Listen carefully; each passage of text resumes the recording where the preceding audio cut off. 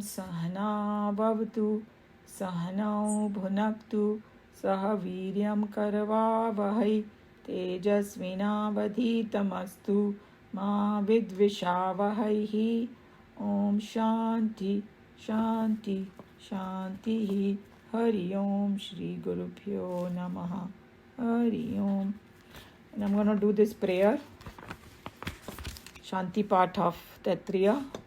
Om Shanno Mitra Sham Varunaha Shanno Bhavatvayarma Shanna Indro Bruhaspatihi Shanno Vishnururukamaha Namo Brahmane Namaste Vayo त्वमेव प्रत्यक्षं ब्रह्मासि त्वामेव प्रत्यक्षं ब्रह्म वदिष्यामि ऋतं वदिष्यामि सत्यं वदिष्यामि तन्मावतु तद्वक्तारम् अवतु माम् अवतु वक्तारम् ॐ शान्ति शान्ति शान्तिः.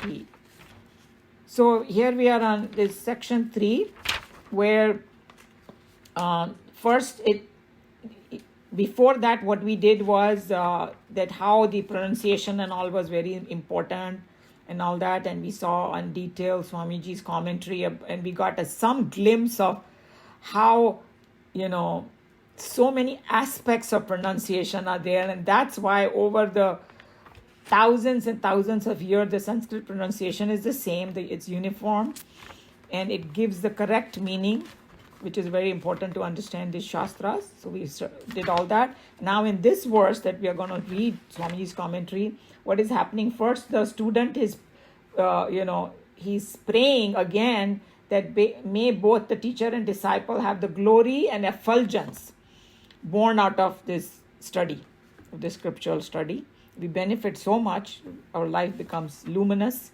That's the prayer. And then the teacher is going to talk about, hey, now I shall explain these different conjunctions, combinations.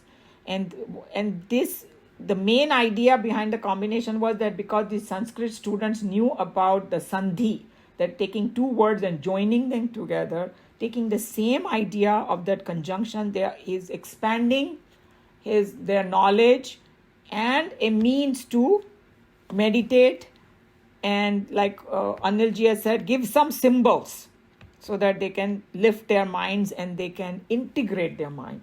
Instead of thinking of 1,000 things, just bring it to this subject of spiritual subject. That's the whole idea. Just keep that in mind when we read this. Okay. Nareshji, you can start reading. The people say, may we both teacher and disciple have the glory and effulgence born of holy life and spiritual study. The teacher says, now we shall explain the secret of teaching the conjunction. This teaching is based on 5 perceptible objects: A, universe; B, luminaries; C, learning; D, progeny; and E, body. These they call the great combinations or the blendings. So I just wanted to, I know this is a little bit difficult, but I think once we get the hang of it, it's not that difficult. So basically what he's saying is that secret of teaching the conjunctions, and they are based on 5 perceptible objects. Because these are the things that we can understand them, we experience them, in everyday life. That's why they picked these 5. And Hindi language has its own beauty, right? So there was one person who explained these words in Hindi. They Sanskrit mein yahan English mein diya translation. So I just want to read what he said, and I thought it was very good. So this person said कि जैसे यहाँ पर conjunction बोला है और combination, तो उसने ये हिंदी का word दिया समूह और संयोजन, 5 महासंयोजन, okay? और वो so what are they? Loka, Jyoti means light, and then knowledge, Gyan, Santan, progeny. यहाँ पर बोला progeny, but Santan, और the last one was body, Vyakti और शरीर. ये महासंयोजन बोला इनको. तो that's what this is. Maybe I thought if you say in Hindi also, we might get a better idea. समूह या संयोजन. Okay, go ahead. The teacher and the taught, after the initial introductory talk on the science of pronunciation, they start the discussion on the Upanishad and the necessary upasanas in making the mind and intellect perfectly sharp and sensitive for the full apprehension of the immortal truth, the theme of the Upanishads. When the teacher has finished his previous talk and indicated it with the word Ukta, the student immediately raises a song of the prayer inviting the glory of Brahman upon both the master and himself. The prayer expresses a wish that both of them may be rendered shining with the joy of knowledge. So yeah, we saw that last verse, it ended with Ukta, means मैंने ये सिखा दिया अभी pronunciation. So before we start, the student की जो भावना है वो एकदम बाहर आ गई. Hey, may this be like this, And I was just thinking about it. It's like in the modern world, when people in the Western world, they say, let's toast. So अपना वो toast करेंगे, hey, to begin something good. ये उनका style है और ये उपनिषद का style था कि उसने प्रेयर बोली कि भाई this is the same thing and showing the enthusiasm of the student to learn something new. After this prayer, the teacher starts prescribing the various methods of the Upanishads, upasanas. Upasana, yeah. We've already seen that upasana is a technique by which the entire dynamism of the mind is directed through a constant thought flow towards a defined goal through a well-chalked out line of contemplation. It's contemplation, means mananam, to think. Yeah, sorry, go ahead. These various instances are given, and any one of them is as good as any other.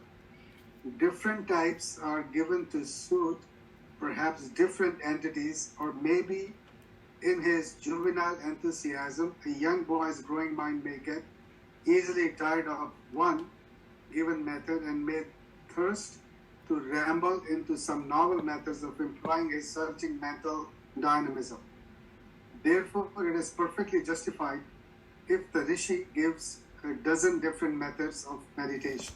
So here it's telling you also that if somebody says that meditation means just doing one way, it's shattering it. Okay, you can choose the way you want to as long as you know where to reach.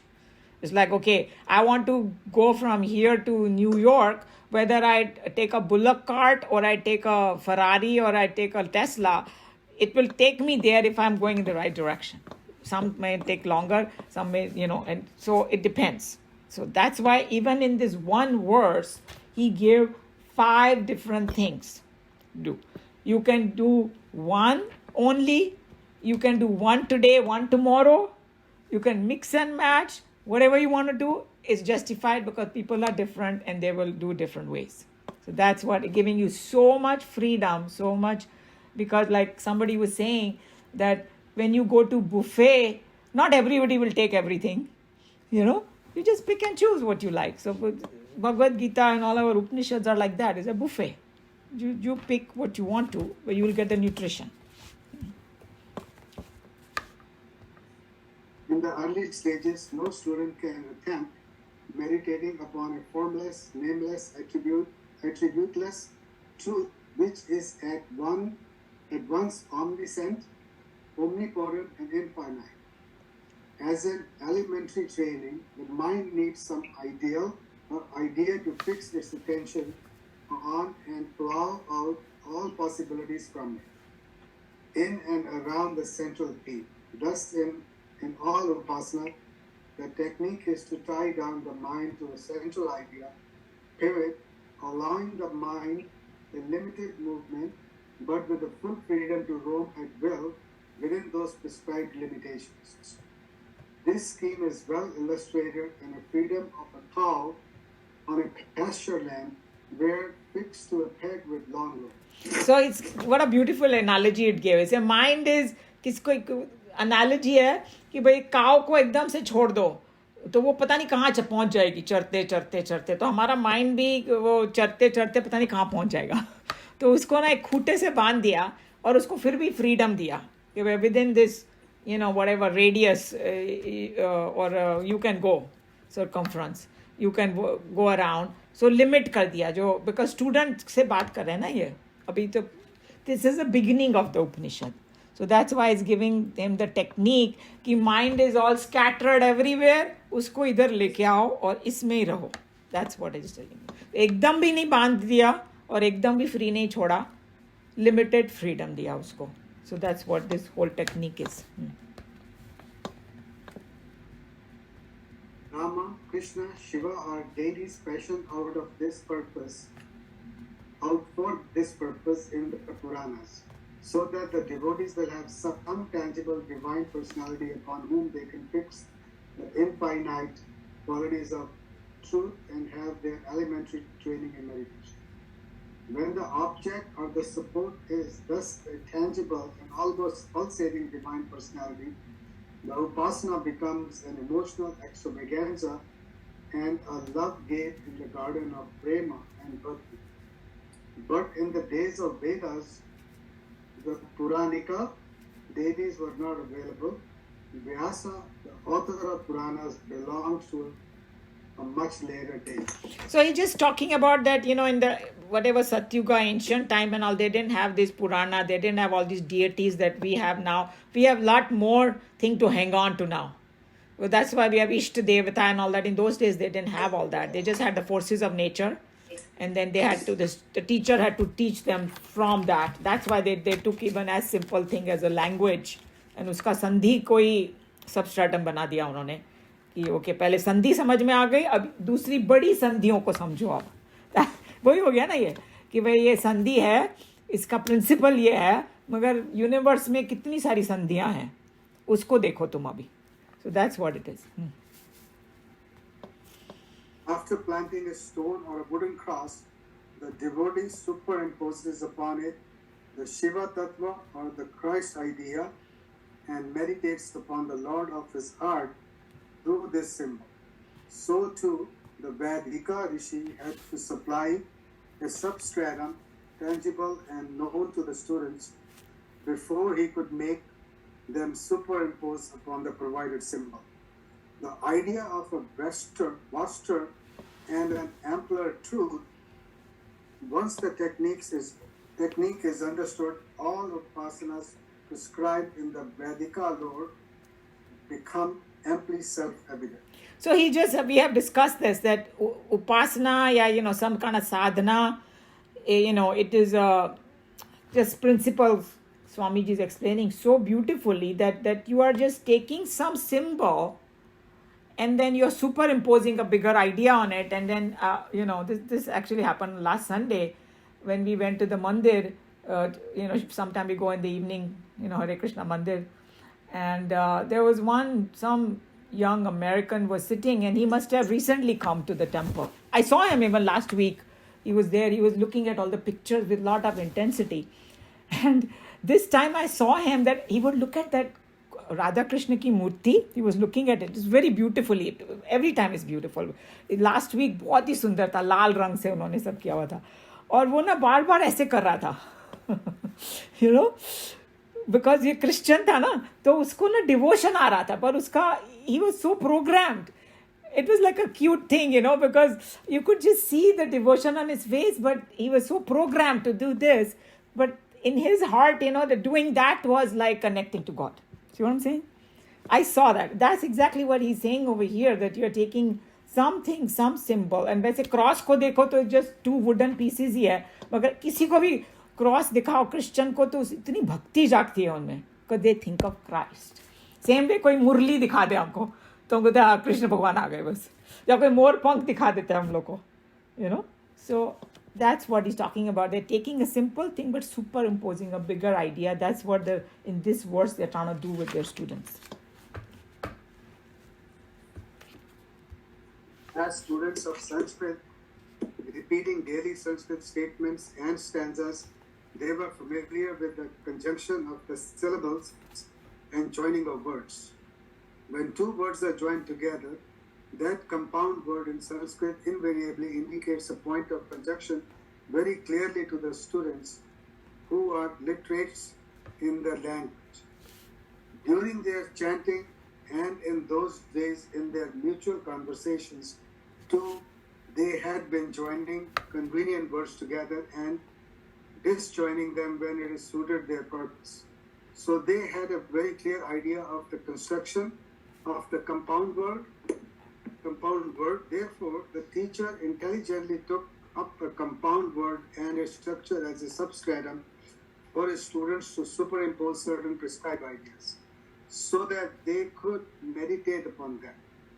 The rest of the technical tricks are all faithfully represented in the very well-known Bhakti Marga of our own times. So he just again telling you the same thing, that because the teacher is so smart that they knew that these students, because वो first words था ना सारा pronunciation और grammar और Sanskrit, already वो उनमें पंडित थे, तो अभी उनको और कुछ आता जाता ना हो लेकिन कम से कम संधि का मालूम है उनको, तो वही आइडिया ले ली उन्होंने और फिर उसके ऊपर उपासना करना सिखा दिया उनको. That's what they are trying to tell you over here in a very simple way. The superimpositions upon the combination of words as advised here fall under 5 headings.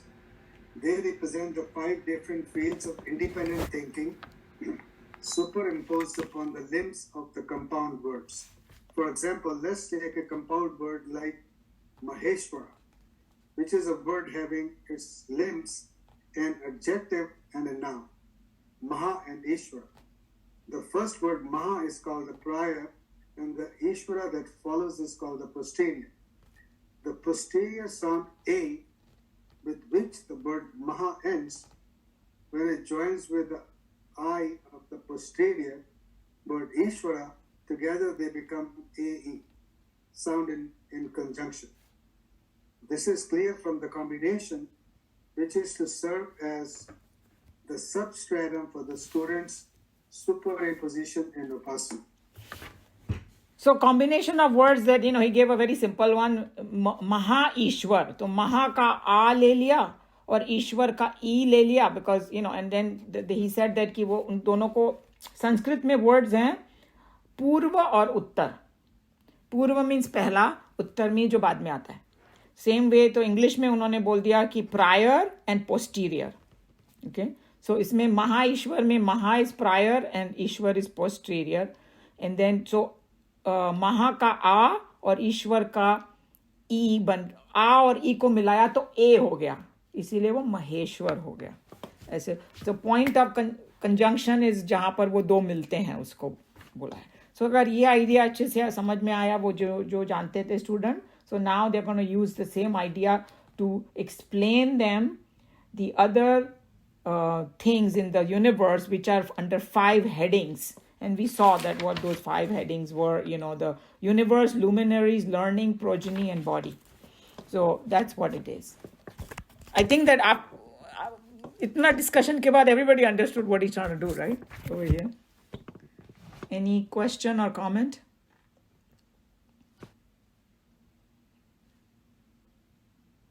I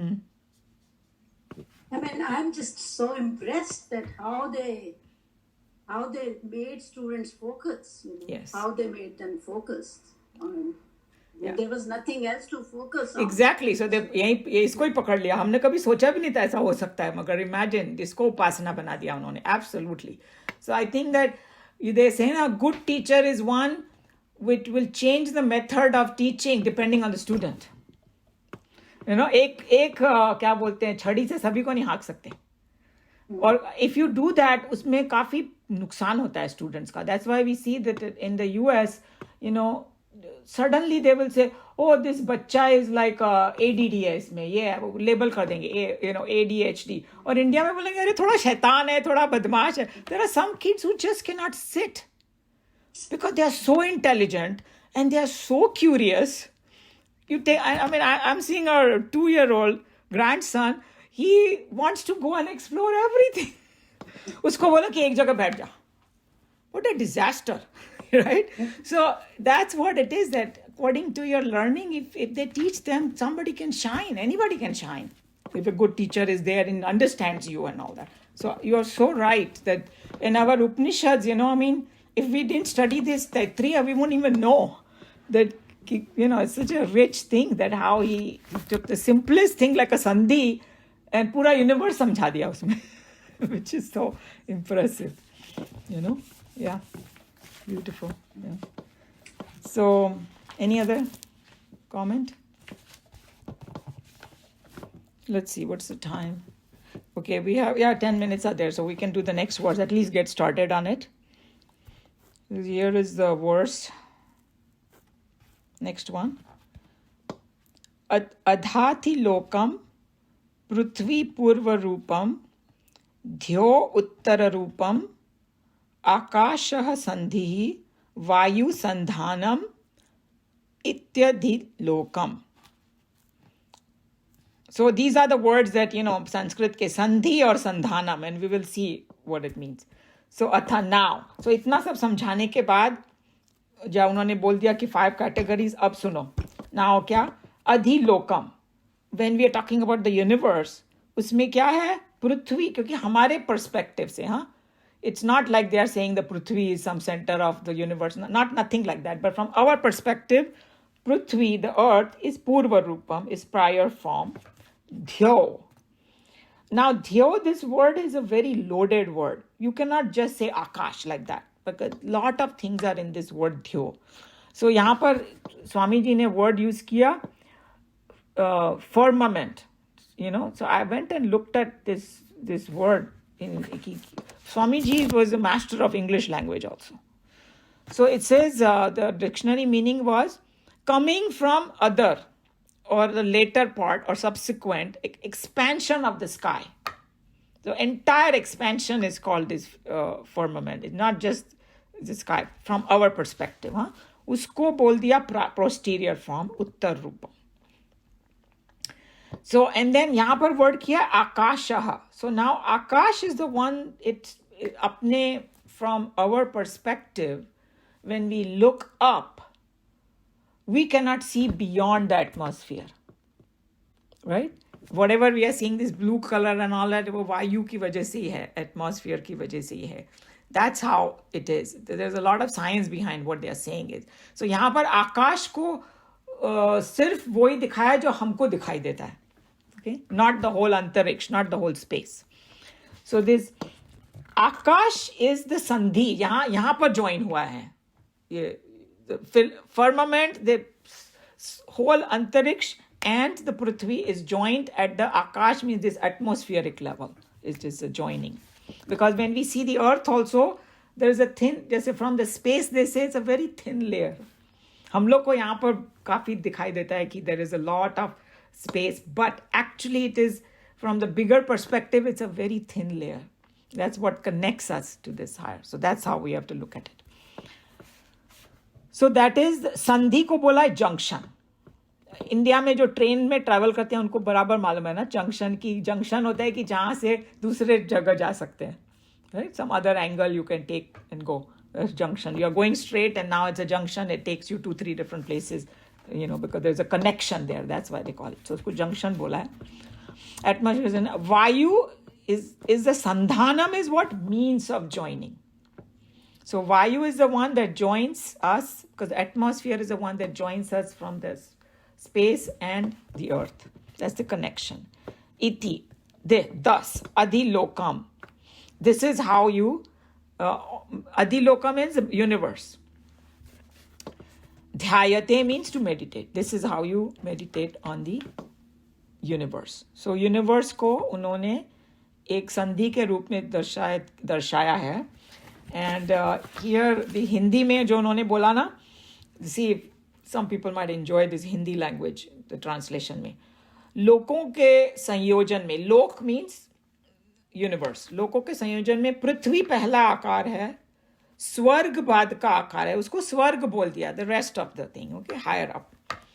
अंतरिक्ष उनके मिलने का स्थान है. तो अंतरिक्ष मतलब we have to look at it as what we can see, Akash.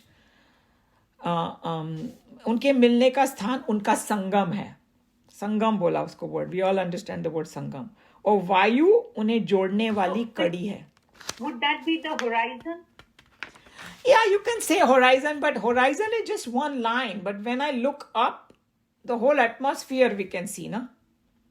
Like what I'm trying to say is that it could be several miles, Okay. you know. So that वो जो blue color हमको दिखाई देता है, that is because of the atmosphere and all that. So that's all. You can modify it the way you want. It's not a big deal. But the whole idea they are trying to tell you is that we are the prior form, that's the posterior form, and there is a joining, and this is what it is, you know. So you have a little freedom to have your own meaning in there. That's not a big problem to do that. So this is what it is. Okay, the words. Atha is now. Did I do that yet? No, I didn't do it, right? Sanskrit. I already did it? Yeah, I did it. What? Sorry. You just did it, Omaji. Yes. All right. You So, want me to read that too, Omaji? We have time. yeah, go ahead, read it. The teaching concerning the universe is this: the earth is the prior form, the heaven, the firmament is the posterior form, the atmosphere is the junction, air is the connection. Thus, one should meditate upon the universe. On the familiar structure of the compound world, here is an idea to be superimposed by Upasaka for the purpose of his contemplation. The treatment gives the student a chance to harness his naturally wandering mind into a subtle perception of the vastness of the cosmic and the interconnection between the perceived plurality in the phenomena. To any student, while reading or chanting, it is not possible to fix his entire mind upon the words of the text. The mind will naturally wander to the Guru's cowshed or to his half-plowed fields, or perhaps into the jungle, where he has to go in the afternoon to bring fuel for the ashrama kitchen. So he's just telling you that the student's mind will be all over, you know, it will be in the cow shed, or I have to do this, I have to do that. जैसे हम लोग जब in meditation करने बैठते हैं तो पूरी to-do list याद आती है, right? So he's just saying that he's giving him a tool that, you know, show them something grand. You know, who doesn't like to look at the sky and all that? In fact, somebody was saying that if you're feeling really down, you know, then just go outside, stand up and put your hands up and you'll start feeling better. Right? You know, because vastness. So that's what he's doing. And this is, for his contemplation, because this is subtle perception and all that. So just same idea that we have been discussing, that he just explained it. You know. In short, a large amount of the student's mental energy is always afloat, wandering in the other fields, except perhaps for a short time during intervals when he is focusing his entire attention on his studies. These wandering energies of the mind are being harnessed here for the purpose of concentration, and the ideas upon which they are made to wander in their very nature gives an expansion and a glorious reach for the mind and intellect of the Upasaka. So he's just saying that usually, you know, like what our Swamiji used to say, that some people think that religion is just, you know, Sunday ka business hai bas. Mandir mein jao, apna thoda puja uja karo, khatam ho gaya religion. You know, and then you go and do whatever your business. And it doesn't work like that. So he's just saying that उनको students का mind arrest करने के लिए कि खाली class में बैठ के नहीं सोचना है, ये बाद में भी सोचना. तो वो जब बाहर जाएगा, आकाश को देखेगा, अंतरिक्ष को देखेगा, तो उसको यही सब याद आएगा. So his mind will be more into this. So how to harness that energy outside of the classroom, this is the technique they use. That's what he's trying to say. Yeah.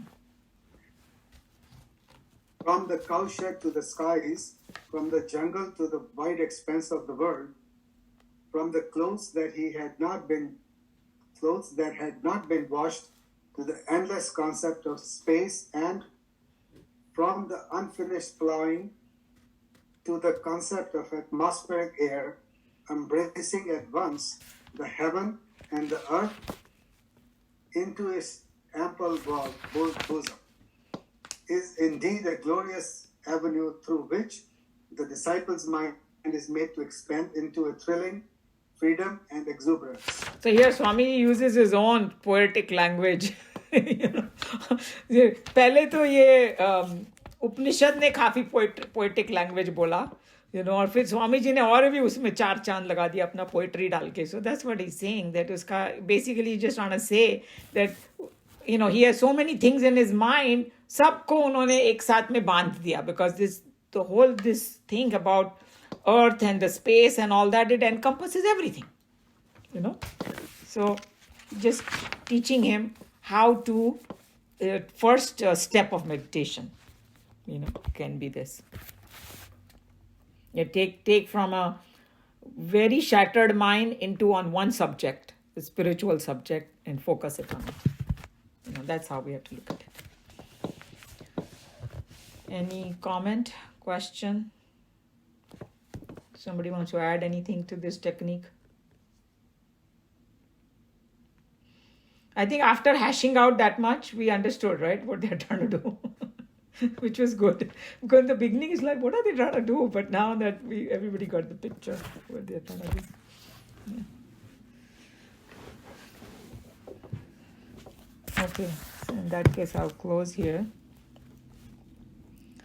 Om Sarve Bhavantu Sukhinah, Sarve Santu Niramaya, Sarve Bhadrani Pashyantu, Ma Kaschid Dukha Bhag Bhavet. Hari Om Shri Guru Pyo Namaha. Hari Om.